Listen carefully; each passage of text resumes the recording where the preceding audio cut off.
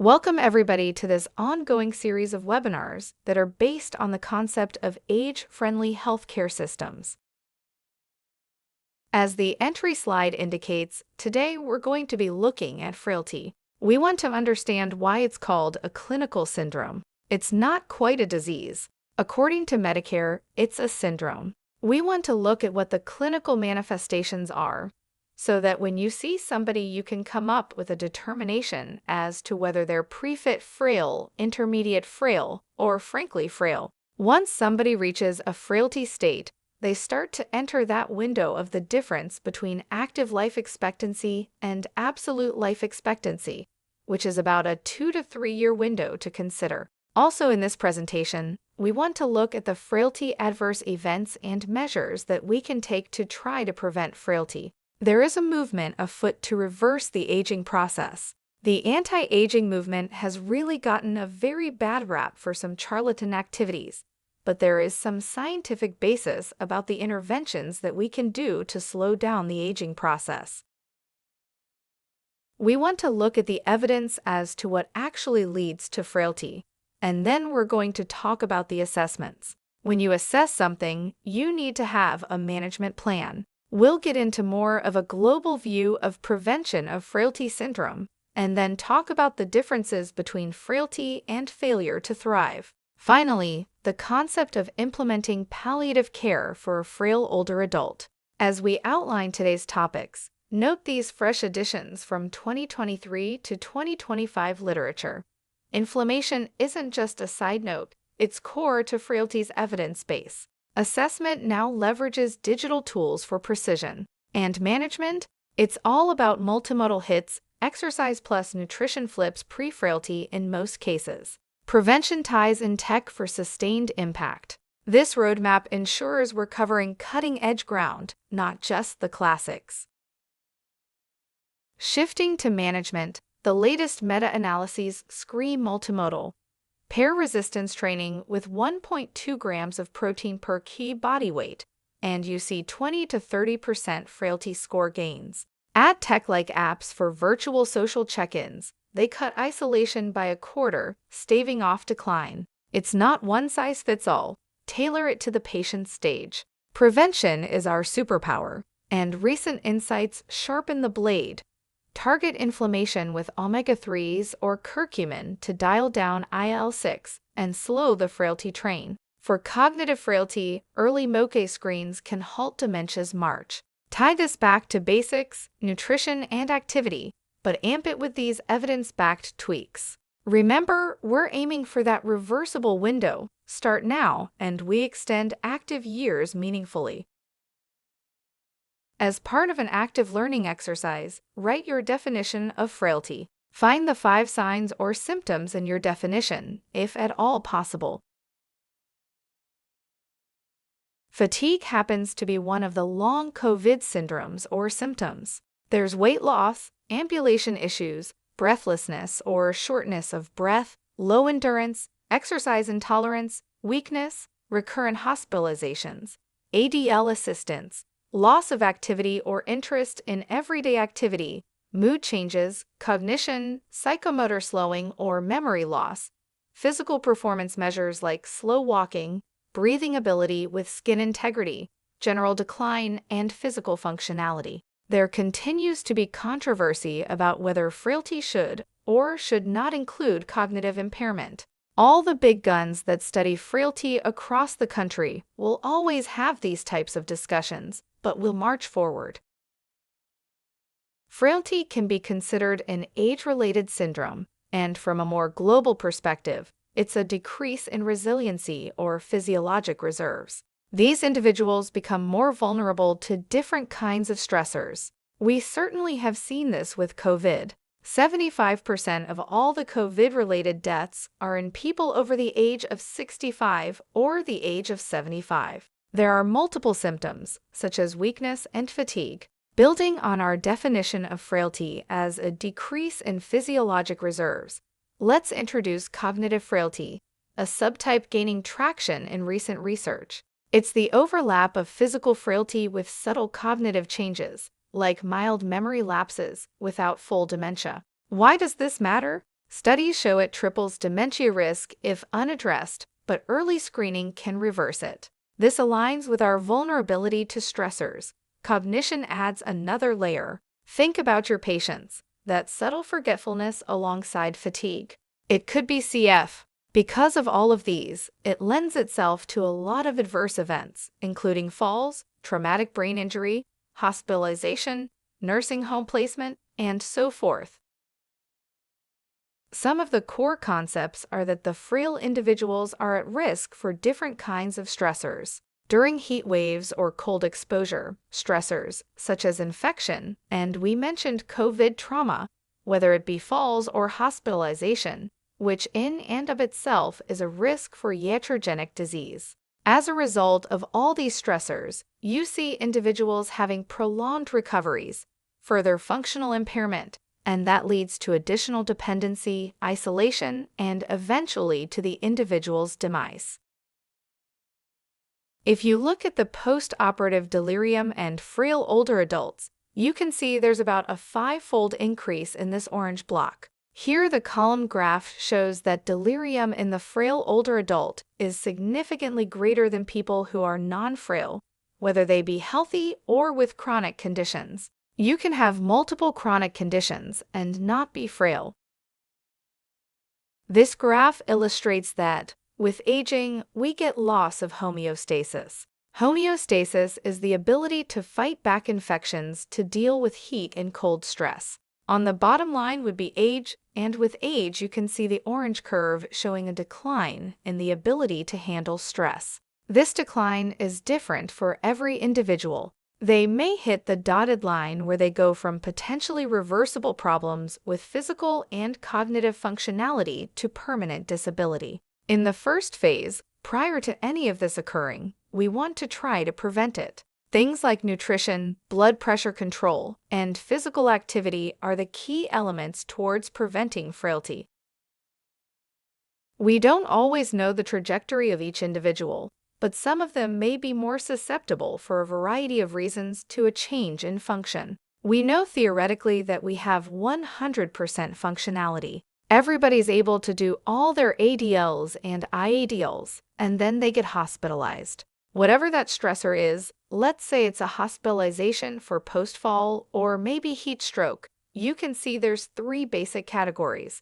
Individuals that have a loss of function temporarily, but then they get back and recover to what their pre-hospitalization functionality may be.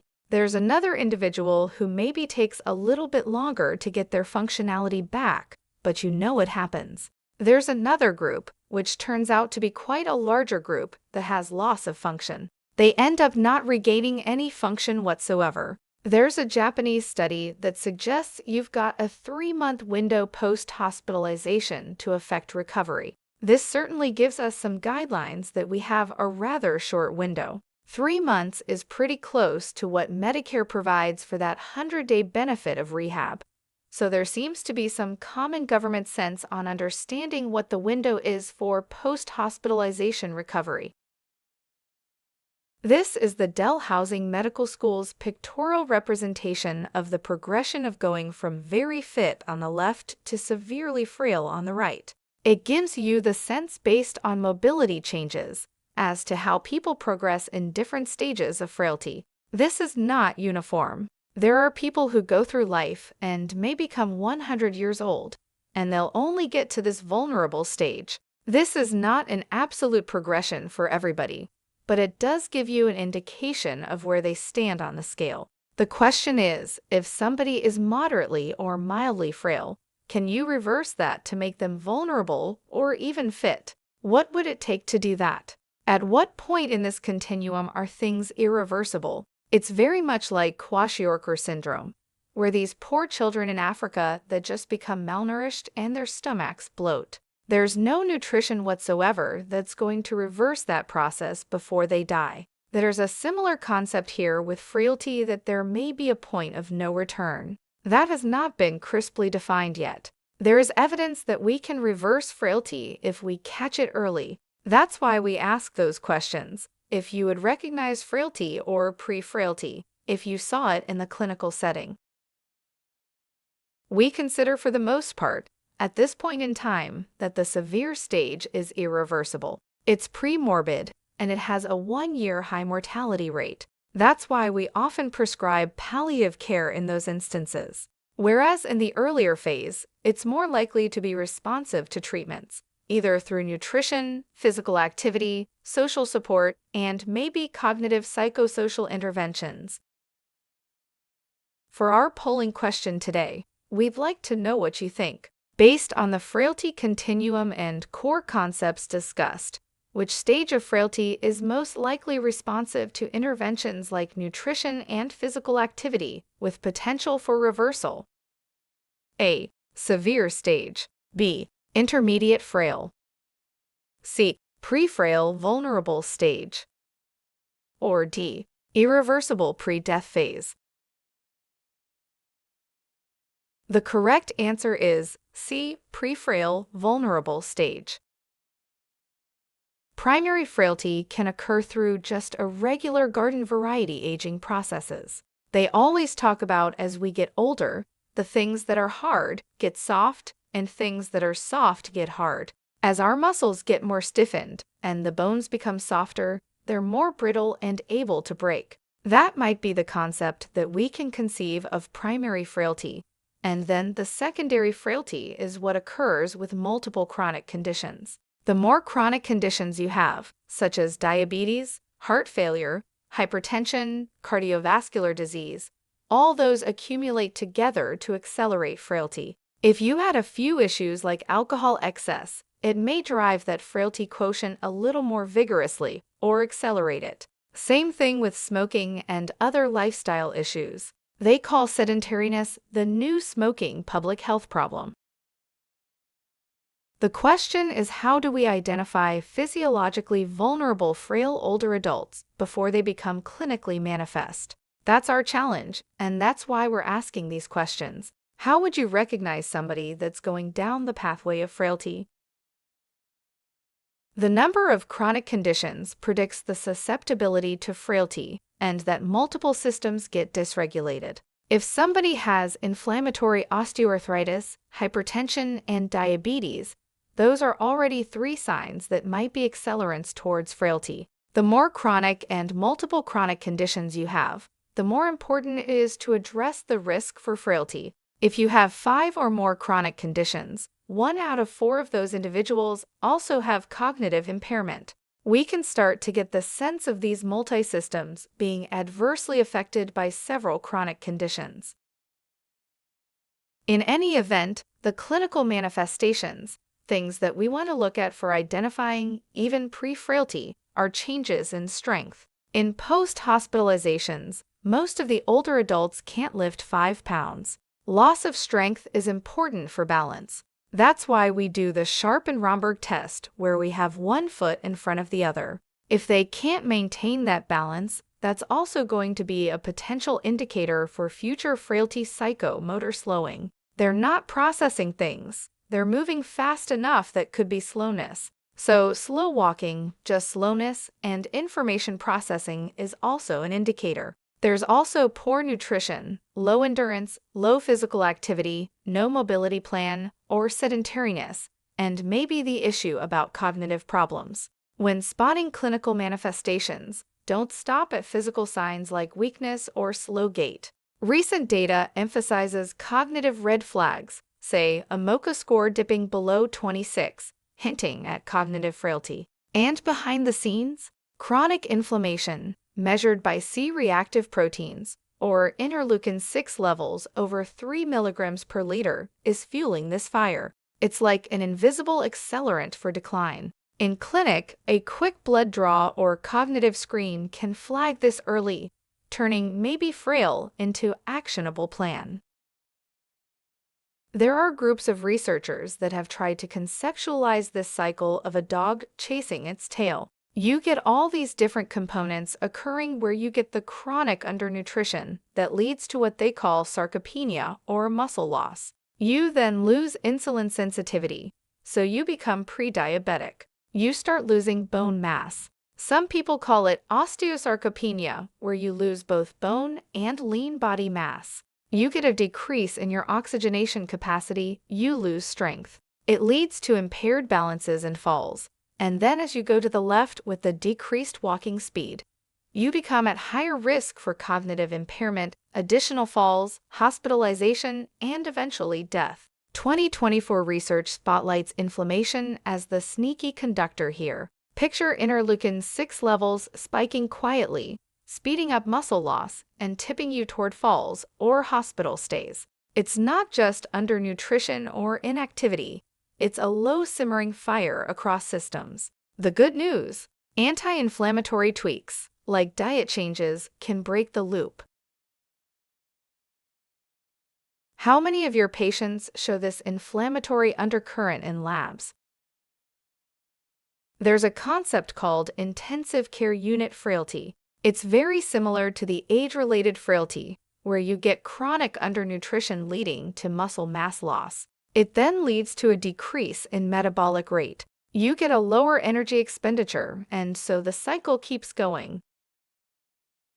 If we consider frailty as a physiologic process, we have these 5 factors that can be considered as a criteria for frailty. The first one is unintentional weight loss greater than 10 pounds. The next one is self-expressed exhaustion. If you ask these questions, was it an effort for you to do things? If somebody can't get going in the morning, that would be evidence of exhaustion. Check that off on the list. And then slowness. Somebody that walks less than 0.6 meters per second. In this study, they used footage as a measurement for low level of activity. This is basically an individual who's sedentary for the most part, but they do have an activity scale that you can measure this for how many calories expended. These kilocalories you spend per week, and then finally decrease grip strength. They have some nomograms for that, and the cutoffs are gender-specific. There's a kilogram difference between men and women. The fried criteria are gold standard,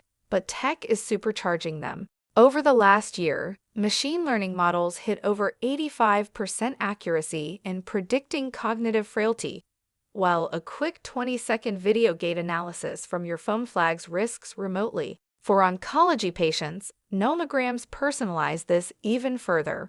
It's about evolving from checklists to smart, accessible tools. Imagine screening in a telehealth visit without extra hassle. This keeps us ahead of the curve on early detection.